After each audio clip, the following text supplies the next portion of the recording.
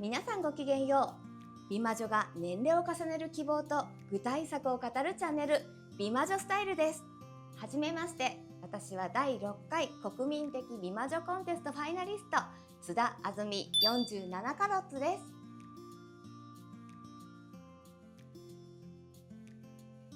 私は47カラットなんですが、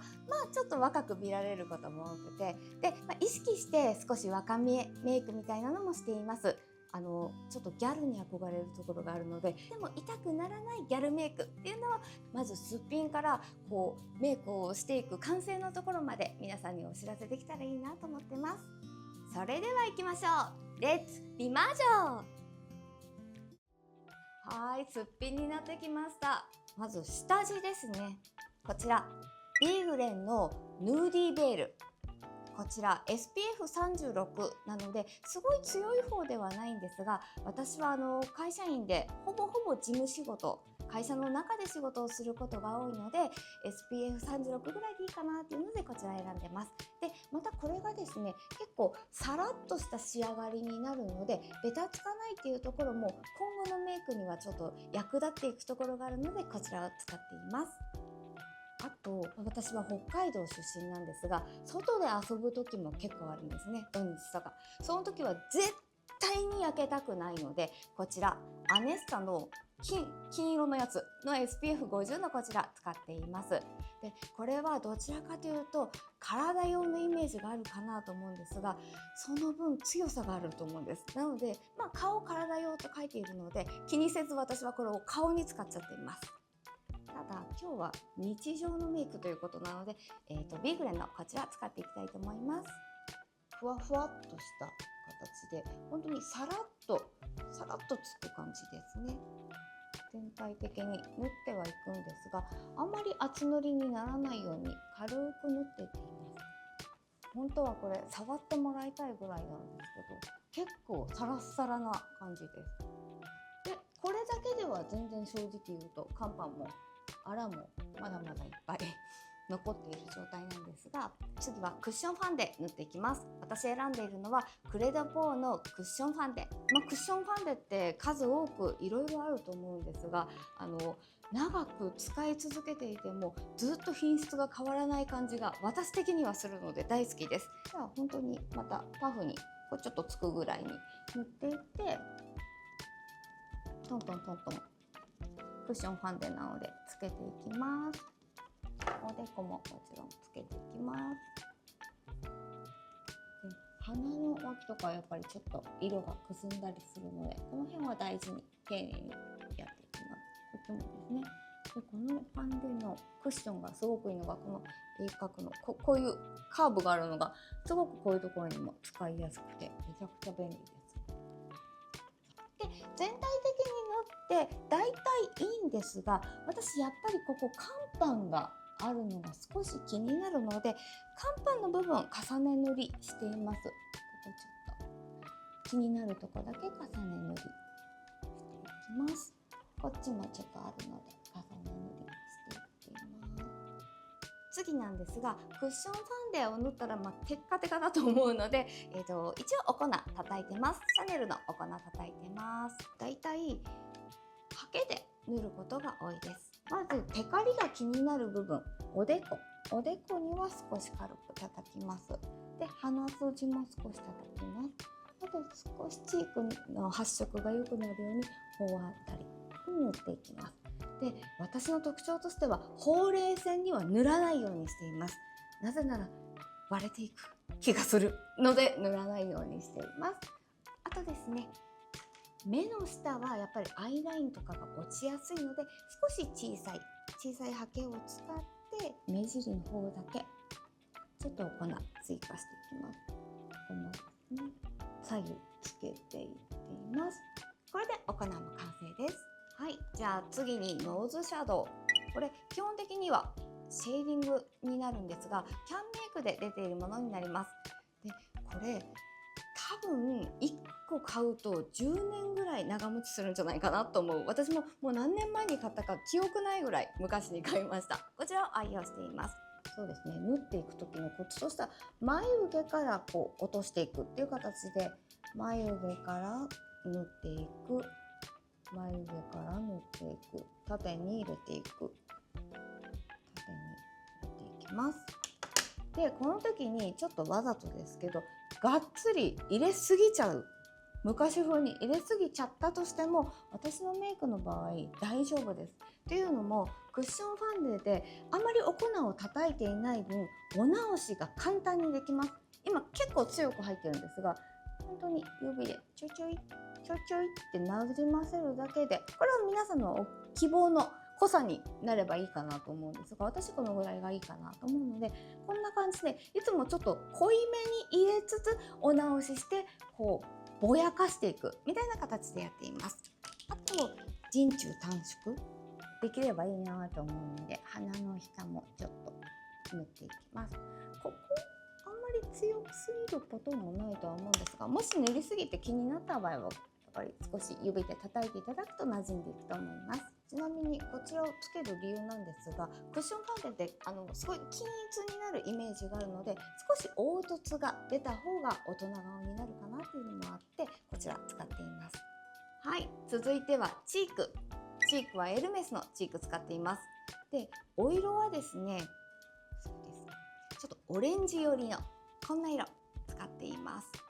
でエルメス、私結構プチプラを使うことが多いんですが、これはちょっとブランド品使っているには理由があります。大人の悩みとしては乾パンって結構気になる方多いと思うんですよね。その乾パンにこのオレンジのチークが結構いい感じにごまかせる。あと発色がものすごくいいんです。で結構濃くつきます。なので乾パン隠しには私エルメスのこのチークとってもおすすめです。先ほどのハケにトントントントンつけて、こうもう主に、よくあるにっこりした時の方が上がるところにつけていきます。で私の場合は乾パンを隠したいっていうところもあるので、特にこの乾パンのあたりにも叩いていきます。これドッとつけちゃうと本当に濃くなりすぎるので、これだけは加減はした方がいいかなと思うんですが、結構このオレンジがチークと馴染んで、あんまり乾パン気にならない、こんなもんかなみたいな感じになるかと思うので、すごいこの仕上がり気に入っています。乾パンすらチークにしてしまえっていうのができるのがこのエルメスのチークのいいところだと思っています。はい、じゃあ次はアイシャドウ、ルナソルのこちらのアイシャドウ使っています。でメインで私いつも使っているのはこちらの茶色のシャドウになっています。これほんとまた見たまんま発色するところが本当にいいですね。大人のこうちょっとくすんだ目元とかにもですね、見たまんまの明るい色が出てくる。でも強すぎないっていうのもすごいルナソルさんの実力を発揮するところだなと思ってて、こちら使っています。じゃあ実際に塗っていきたいと思います。で私の場合ちょっとついているチップではなくて自分のハケでつけていきたいと思います。もうこれもですね、テクニックいらずで乗せていくだけ、乗せていくだけで、クッションファンデで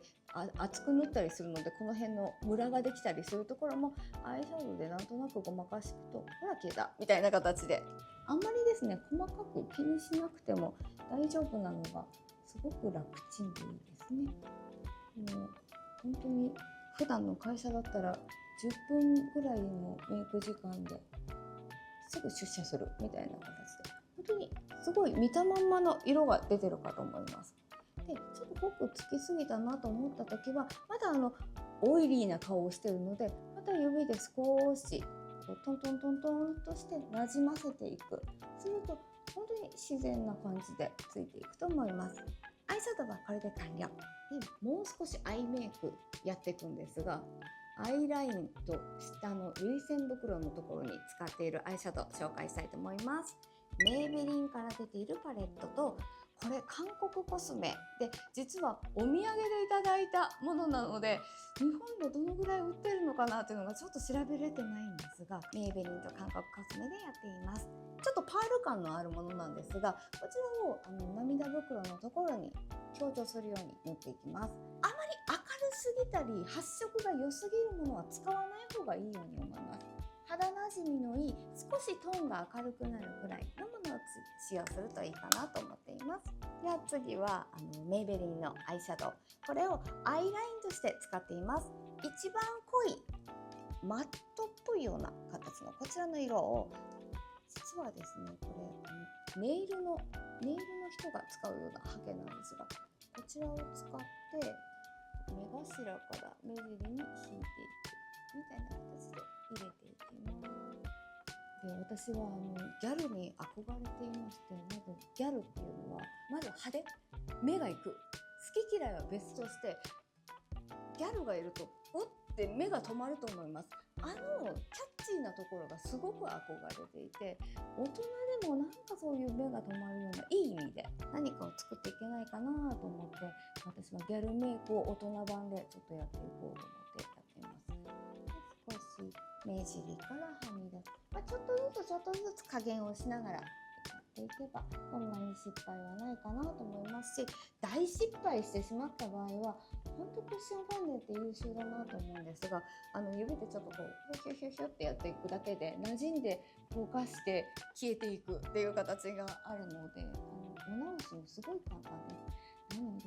お粉をたくさん叩く方多いと思いますし、テカリが心配になるのでお粉つけたくなるとは思うんですが、最後にした方がいいんじゃないかなと思います。で、このお色のまま実は涙袋の下に線を引いていきます。これだけだと涙袋がそんなに強調されないと思うので、このハケのまままたこう涙袋が出た下に引いていきます。今ちょっとやりすぎなぐらいがっつり引いています。私は昔はコンプレックスだったんですよね、この涙袋がでかすぎることが。でも今時代で涙袋があった方がいいっていうのをよく聞くので、ようやく自分の時代が来たんだなと喜んでいます。で、このぐらい引いてしまうとちょっとやりすぎ感があるように思うんですが、この辺もですねクッションファンデのオイリー感がいい仕事をしてくれて、縫ったところをトントントントンって指でなじませるだけで結構ナチュラルな線に変わっていくと思います。先ほど縫った韓国コスメの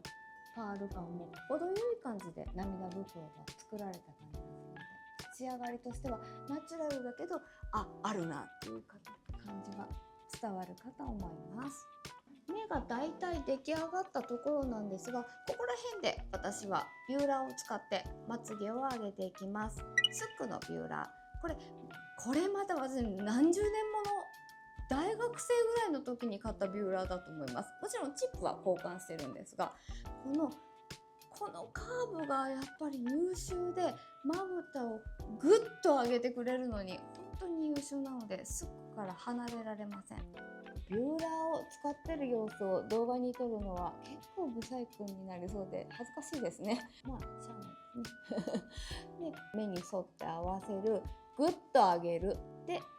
キュッキュッと押していく。このグッと上げるという行為にすごいスックのこのカーブがめちゃくちゃ役立ちます。ほら、もう今1回やっただけでもこんだけまつげが上がってかなり優秀だと思います。続いてはアイライン。先ほどアイシャドウでアイライン引いていったんですが、粘膜にもしっかり私アイラインを引っ張っています。で、それはどちらもセザンヌのものを使っています。ジェルアイライナーと筆タイプのアイラインを使っています。まずこちらのジェルアイライナー、結構下に落ちづらいなのに柔らかいみたいな、すごい描きやすいのでずっと愛用しています。これ廃盤になったら私もちょっと泣いちゃいます。本当に粘膜に描いていく。これは黒にしています。で、下にも縫っていくんですが、これ目の真ん中ぐらいで止めるのがポイントです。目尻まで引いちゃいません。この理由は後ほどお話しします。で、筆タイプのアイライナー、これ昔まではもうちょっとナチュラルなメイクを目指していたので、茶色、皆さんも茶色使う方多いと思うんですが、それをあえてブラックにまた戻しました。というのも、私最近ですね、YouTube で流れていたノーノーガールズというちゃんみなささんがプロデューサーになるオーディション番組があって、それにまんまとドハマりしまして、でやっぱりギャルって素敵だな、ギャルのこう行動力っていうのにちょっと憧れるものがありまして、でそのデビューした子たちっていうのをしっかりしたメイクをしている女の子たちなので、そこに憧れて黒に戻しました。実はギャル世代ではあるんですよね。で全盛期でいうと安室ちゃんとかあゆとかが流行ってた時代で、ルーズソックスとかがこうバリバリ高校時代履いている、そんなのが当然だった時代なんですが、私あまり勉強ができなかったので内申点を下げるわけにいかないっていうのもあって、ギャルをやりたかったけどやれなかったんですよね。なのでもう今はそんな校則なんてないですし、大人なので自分の行動は責任を持ってやれるというところもあって、じゃあやれる範囲でギャルメイクをやっていこうというので、今あえて黒を選んでギャルを意識してアイラインとかしています。一応ですね、会社員をしていまして、採用担当を行っています。学生の前でお話しする役割なので、あまりやりすぎてしまうときっと会社的にはよろしくないであろうけど、主張もしていきたいっていう諦めたくない気持ちもあって、アイラインぐらい黒にして怒られるわけもなく、目がめちゃくちゃはっきりしたと思います。続いて使用していきたいもう一本アイライナーがあります。こちらは少しグレーがかったアイラインになります。これもセザンヌさんから出てる筆タイプのものです。これどこに使うかというと、先ほど留めていたアイライン、真ん中で留めていた粘膜とアイラインの先からはこっちを使うっていうのに使っています。じゃあ実際どんな感じで引いていくのかっていうのを紹介したいと思います。ここはグレーにしているところには理由があって、いわゆる地雷線と言われるものを私は目を大きく見せたいので描いてるんですが、先ほどの粘膜に塗った途中の先から少しこう線を引いていきます。これが黒で強すぎると本当に痛い子ちゃんみたいになってしまうので、私はグレーでそーっと描いていきます。これもまたちょっと強すぎるなって時はトントントントンと押さえていく。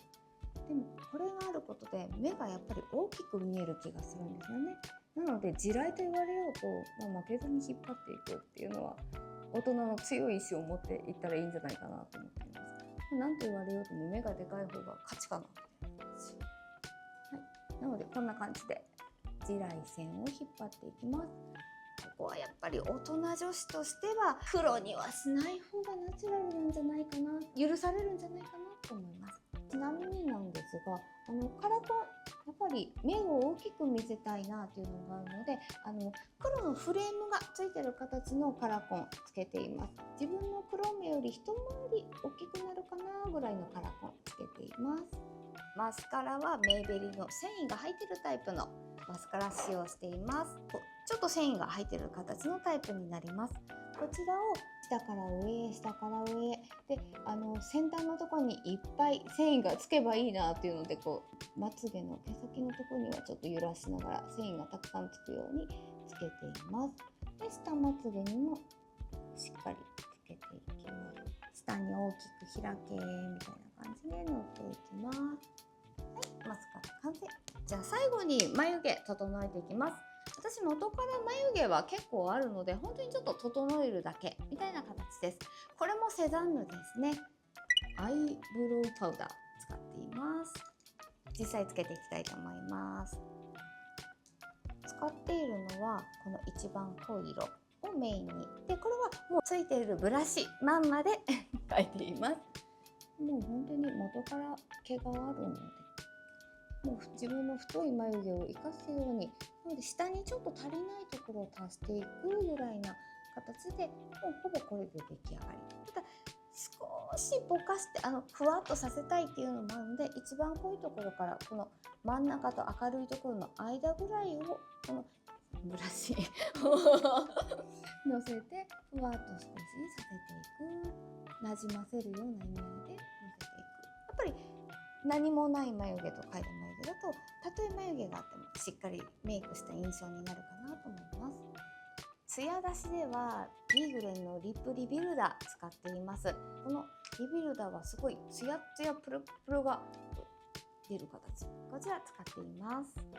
じゃあまずプラダの口紅から何気に塗っちゃっています。で、唇のここも塗りつぶすような形で塗ります。で、そんなに言うほど色が出ないんですが、私のメイクの特徴としては目が命なので、それほど唇に色がなくても気にしていません。ただですね、やっぱりギャルメイクのベースとしてはツヤはあった方がいいんじゃないかなと思うので、マットなのが世の中大人の中では流行っているとは若干知っているんですが、絶対やっぱツヤは欲しいので、このビーグレンのリビルダー使っています。これを適量つけて、適量に塗るのか全然ツヤが多分違うと思います。これをのせていきます。少し自分の唇よりもオーバーに塗って唇を仕上げています。はい、仕上がりました。少し派手なような、でも日常に馴染むようなぐらいのギャルメイクかなと思います。ポイントとしてはそうですね、すごくプチプラめちゃくちゃ大好きなんですけど、顔の面積の多いところとか、ベースとなるお肌の大事な部分とかに関してはやっぱりデパコス利用しています。その辺が特徴あるんじゃないかなと思っています。タイムレスビューティー。はい、大人ギャルメイクいかがでしたでしょうか。今日北海道から5時起きでこの撮影のために来たので、ぜひいいねと思った方は美魔女スタイルのチャンネル登録、いいねボタン、コメントお待ちしてます。